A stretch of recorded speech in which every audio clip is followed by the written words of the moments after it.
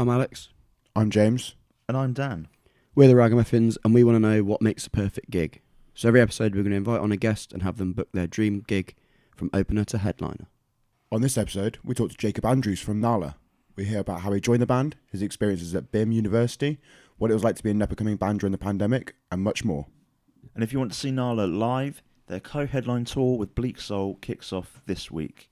Friday the 1st, London, the 2nd in Sheffield, the 3rd in Stoke, the 4th in Manchester, they're in Bristol on the 5th, and then they're ending up on the 7th at 2000 Trees Festival. And we'll be there.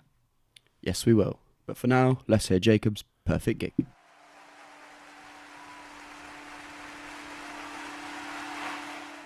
Okay, Jacob, welcome. Thanks for having me. That's all right. Let's start, break the ice. What was the first gig you ever went to? Oh my god. I think it was a local one in Oxford. I used to go to this rock school in Oxford. I was probably about 9 years old, and it was they had metal nights every Saturday, and it was one of them. And it was a band called Desert Storm, who are still a band. Yeah. And it was great. Yeah, that was it. Were you in the pit? I was. And they stopped it because there were a bunch of 10-year-olds. 10-year-olds pitting right in the middle. Yeah. And then they had us go all upstage so that they could carry on the mosh pit. So we were safe. They were on stage, worried yeah. about you. Yeah.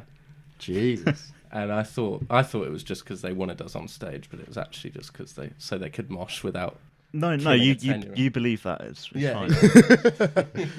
Did you end up having a band at that rock school? Oh yeah. Well, yeah. Would you call it a band? Not anymore, but at the time I certainly did. What was it? We need a name. It must be a good name. We went through so many, but we were all into the techie proggy stuff. So it was, I think at one point it was called Interventions, Nice. which just That's not bad. screams like prog It metal. does. Yep. That one word, long word with Yeah, an S on the end. exactly, yeah. Did you ever play any gigs? That sounds like regret right there as well. Did they not go no, it was like summer fates and stuff like that, just around Oxford. But at the time, I'm sure I was having a great time, but probably if I listened back now, it would be very interesting. But an important stage of my development as a musician. So then, take us back to when you joined Gnarlah. Yeah. How did it all come about? What attracted you to the band, and how did it all kind of start? They were actually already a band. It was, I think, their drummer couldn't do something basically. So Drum? yeah, well, no.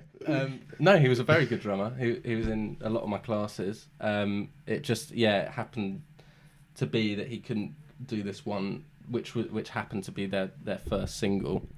So I went in there just purely as a session drummer basically, and I had no. I mean, I kind of wanted to join, but I never wanted to. It wasn't really what I wanted to do, the band route. But at the time, it was everyone was kind of talking about this new band called Gnarlah, and then I went to see them, and I was like, oh, okay, that's some You serious were stuff. sold on the hype then. Yeah, and then I did the recording thing, and then their drummer kept not being able to do things, so he was in quite a few other bands, I think. So yeah, that's how it came about.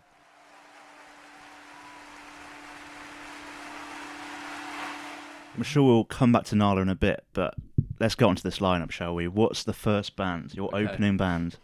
I've purposefully picked bands that I've never seen before, but I've always wanted to. That's cool. It's a good move. And it gets progressively heavier. I like that. Yep. Okay, we're starting with a band called Dead Poets Society. We just saw them at Download, didn't we? We did. We just saw them at Download on Very the jealous. Dogtooth stage. They're pretty good. Yeah. What is it about them that you drew you to? They're different. They're very different, and his voice is... I haven't really heard anything like that before. And I think the drummer as well, the minimal setup is something that I think could is kind of going to be a trending thing at the moment. Because it definitely felt like there was a phase where drummers were having the most ridiculous kits. Yeah, and As I many missed drums and that cymbals. phase. I do.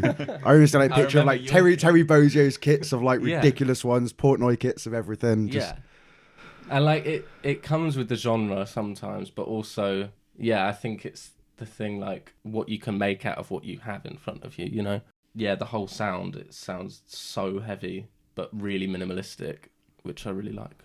I don't think Alex knew of them before we saw them at Download, did you? No. But I said, I'm going to go check out this band, Dead Poet Society. And Alex asked me, what are they like? And I had to pause for a second. I really couldn't quite put my finger on it. In the end, I think I said Royal Blood, but different, or something along those lines. They're like Royal Blood's evil twin, is how I would describe them. I think that's a good description. was there like a particular song or album that kind of first drew you to them? The first song I heard was Swarm, which is, I think it's a fretless baritone guitar that he uses. I think. And I don't know if you guys have heard that song, but it's like the riff is just sliding, like constant sliding. And that's one of their more out there songs, and it's just crazy. Yeah, I'd never heard something like that before. So, and that's only to open. So. That's a great start, to be fair. They're an interesting band as well. They've been around like for years, but it's only like the last couple of years that they seem to have actually finally blown up and got some attention. Yeah, That's cool to see. Which is great. Great opening band. Let's circle back to BIMM for a bit. Okay. Just tell us a bit about what drew you to go into BIMM and what your experience was like, especially for people listening that might maybe be wanting to pursue music but not sure like if that's the route to go down, if it's something you'd recommend. I definitely recommend it. I mean, every connection I've made, really, or most of the connections, have been through BIMM. When it was time to look at like unis and colleges, that was my only choice that I put down. But it was to do production originally, because I thought it would be a safer option. But yeah, to anyone who would think about pursuing music, I'd say, shoot for what you want to do. And because you can always, go back to things, but 9 times out of 10, if you put enough effort into it, then one, you'll have a good time because you're doing what you love, and also, there's other avenues that I feel like I can now go down. It's not just like I want to do the whole like session route and studio work and stuff like that and teaching, and I've got the band as well, but also like. There's nothing really stopping me from doing production just because I didn't do it. Yeah. So what course did you switch to? So I switched to drums, the like performance course. So at BIMM it's all the same course except it will be in your discipline. So like guitar, bass, vocals, drums, whatever, or songwriting. And it was such a last minute switch, but I'm so glad I did it. I can't fault the course at all. From hearing you playing drums at sixth form to what you can do now, definitely I think being there probably pushed you like way beyond what you thought you could do. So, and that's how you met Gnarlah as well, isn't it? Yeah Which is such a big part of it as well, and like that was all from the way that BIMM is set up. They kind of have this end of term gig every term, and you'll audition for it, and the way that me and Ren, the singer in Gnarlah, met is through that. We did a cover of a Metallica song, I think. We didn't get the gig. But I kept hearing about this singer who does like heavy stuff. Finally we met, and then he was like, yeah, we've been in the same class for like the last year. I had no realisation on that. Yeah, that's because he hasn't been to it. So yeah, that's when we met. And we got on straight away, and it was like, we're obviously going to be friends now. And he did a pretty good James Hetfield impersonation. Sold. Yeah, exactly. So if we circle back round to this perfect gig then. Yeah. Band number 2, go. Spiritbox. Tell us more, like when did you first find them? If I'm not on Spotify, then I'm looking at like music videos and stuff. It was the same for Dead Poet Society, and then Spiritbox I saw their song Holy Roller, which is like insane. Tune, absolute tune. It's a tune, and also the music video, I think a couple months before Midsummer had come out, and it was just like similar theme, major Midsummer vibes, which I love. So yeah, and then they've got this whole electronic sounding thing as well, especially in that song. They've kind of got this drum break, which is really cool. And yeah, I've heard great things about them live. We can testify. They're another band that we've seen at Download. First UK show they performed, and it was incredible. Was it? I didn't know that. Yeah, it was like almost suffocating to be in the crowd, because normally when there's like a pit, if you don't want to be in the pit, you can take a step back and just watch. Yeah. But the tent was so packed that like you couldn't move. There are people outside waiting to watch. Move, yeah. Really? Everyone had to be involved, whether you wanted to be or not. Yeah. I feel like they've created a lot of hype. Probably, I mean, this must be on purpose to then do their first UK show and just completely smash it. Yeah. Which it sounds like they did. They were originally meant to be on the smallest stage at Download as well, in the tiny little dogtooth tent, and they got promoted to the Avalanche tent, which is like maybe 3 times the size, and there were still people outside the tent that couldn't get in. Like one of the open air stages, like second stage, so that they could accommodate more people. But any songs like because you're in charge of this whole thing, you can curate their set list. Is there any like particular songs, like anything from Eternal Blue, you're like, I need to see that live? I mean, the whole thing really. Just play Eternal Blue in full. The one with Sam Carter. Yellow Jacket. Yeah, that is just ridiculous. Like, that's probably up there of my all-time like heavy songs. Oh wow! The whole of Eternal Blue. Just play it from start to finish. Yeah. Just give us the album. I'd like to hear that one twice. In fact, just play that song. Like, just do like a half-hour version of it.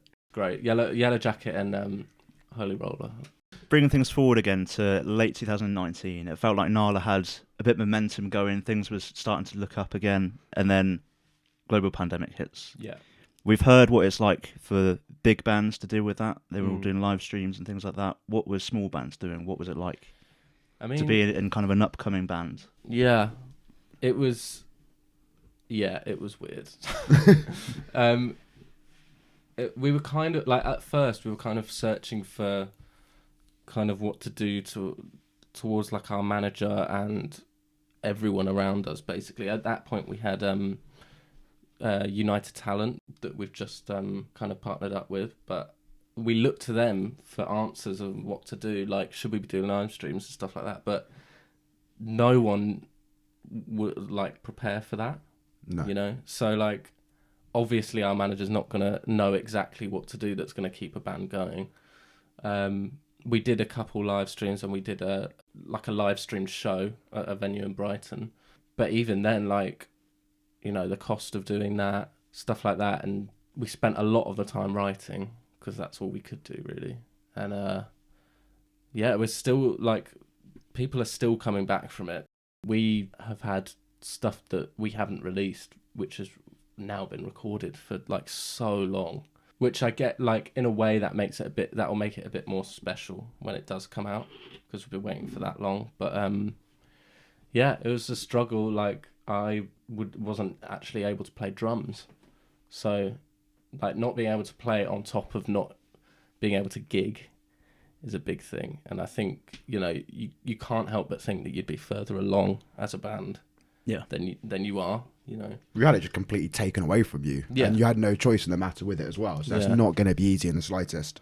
I mean, I'm speaking from experience. Like, I think a lot of people give themselves a hard time because, you know, you're not as far along as you want to be as a band or as a, like, in your career or whatever.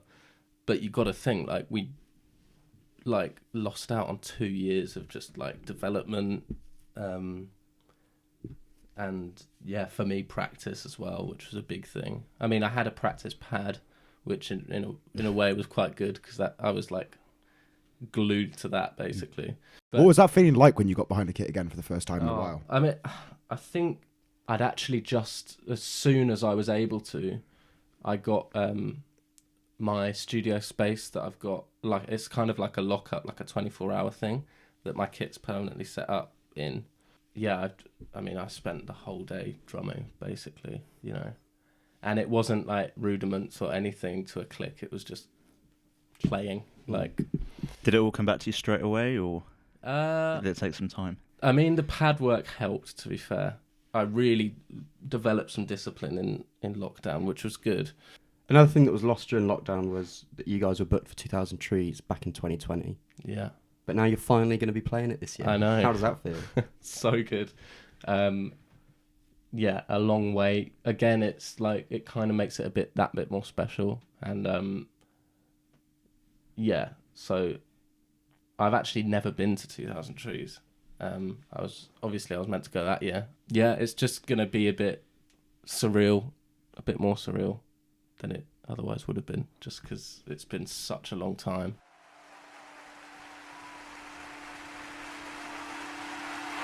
Okay then, so band number 3. Ginger. Ooh. Nice. Okay. Yeah, so we're getting. I would say Ginger are heavier than Spiritbox. They're a bit different, but they're a bit more. I don't know. They hit a bit harder, I think. They've been a band that I've wanted to see for so long, longer than Spiritbox and Dead Poet Society. I quite like their journey as a band, and they've got songs that are drastically different, and the singer's vocal capability is just insane. Very diverse. It's and mad. yeah, and I've seen like videos live as well, which like she carries it live as well. Like the changing from like intense screaming to singing like really high choruses is just insane, and I'd love to see that live. Any specifics for the set that you'd want?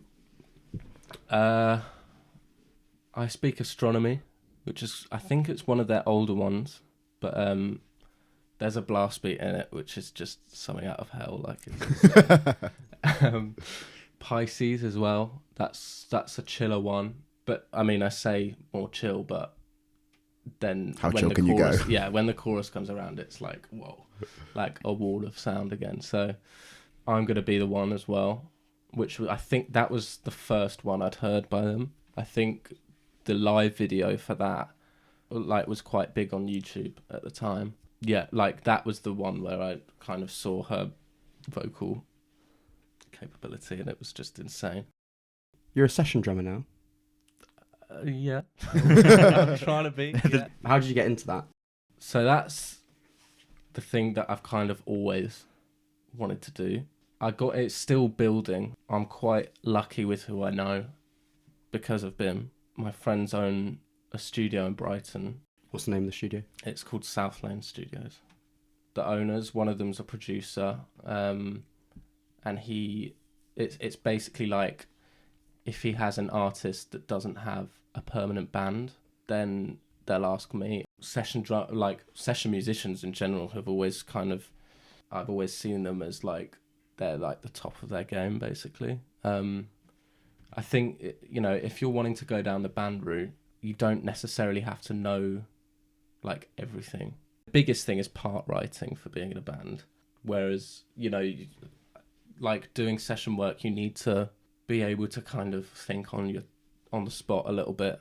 At the end of the day, you're working for the artist. You're not the artist, so you can add your own creative expression and stuff, but you've also got to be able to take direction, which is a big thing. And also, I guess, adapt to loads of different styles. Yeah. Within Gnarlah, you play like you know what you're doing. Yeah. And you know what the sound is. But have you done any like genres that are a bit different then? Back in uni, there was a module called Studio Musicianship, which was like a big one for anyone wanting to do session stuff. And I remember like the exam for it, they basically get you into a studio, give you a track, and you'll play it like how you think it should sound. And then they'll go back and say, can you do like a one drop here, or like a fill there, or like give you more, and it will get more and more like pinpointing exactly what they want. And now I've done a couple like function gigs and stuff like that where basically the majority of the set is reggae and stuff. So I think the best way to, or I've found the best way to learn new genres and stuff is, one, get into the music of it, listen to the big ones in that genre, and also like in the moment, putting you on the spot will do a lot. Like that's a great way to learn that I've found as well. Like actually being in the moment, being told to do that on the spot makes you really think. Did you ever think, James, back when you were teaching Jacob to play drums, that he'd be doing reggae? I did not think that back in the day. No. No, we Massive stayed away from throwback. reggae. We did. We did not delve into that path. I did not expect the reggae to come out. No, I mean, me neither at that point. Like, I was so set in my ways in that genre. Like, yeah, I mean, Slipknot, Avenged Sevenfold, all that stuff. Classics. Yeah, classics. and I still love that genre, and like I do love playing heavier stuff as well. But yeah, like that's another thing that I've learned throughout my time at BIMM and just doing music for this long, like learning to appreciate other genres. And do you think that helps you improve as a musician as well, Yeah, by like delving into a few different genres? yeah, I think like even if like I was learning jazz for like a good year or so, like really delving into it, which I'd never done before, and I really noticed it in just my general playing, like not just jazz stuff, like even stuff in Gnarlah, like because all the motions and stuff, it carries out throughout every style. It's not jazz is a bit different, but that's just like you just got to think differently, and yeah, there's no style or genre or technique that can't be passed through every genre, and that's also how fusing different genres are made as well. Like that's how it's done. It's like you can stand out as a drummer as well. Just like Yeah. pulling different things in from different parts. Yeah. Makes you different with it.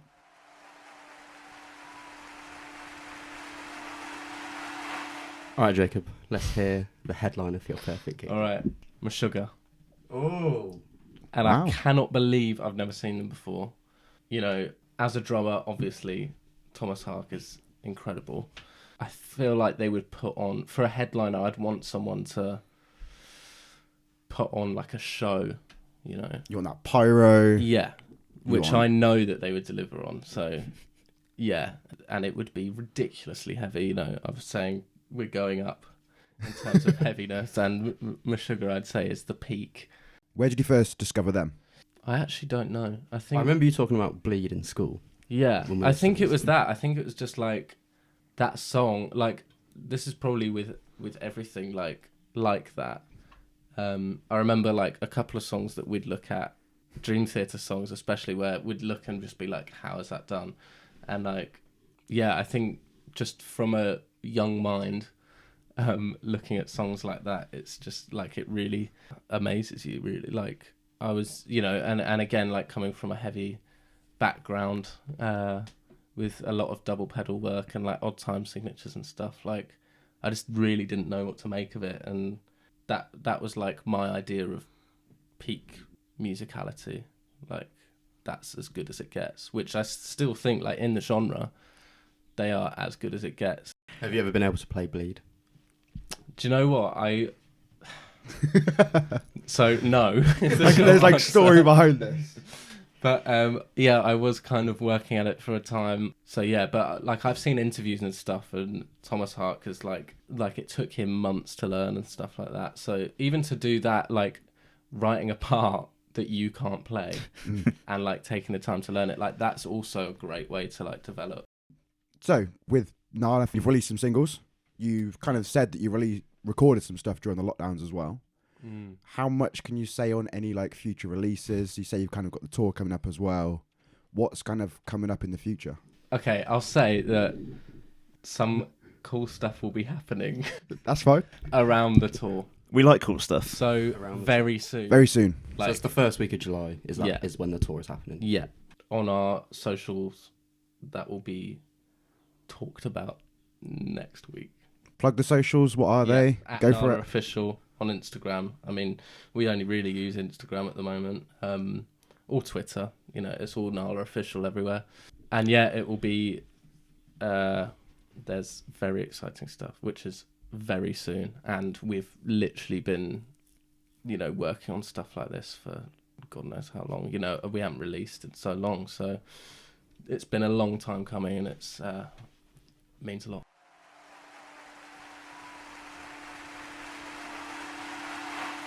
where's your heavy lineup going to be playing? I mean, I would always choose a festival setting, and it's open air, which is really nice if you're in a mosh pit. I'm sure you guys know. Need that air, need that oxygen coming in. You're about to say Whitney Music Festival, aren't you? Oh yeah.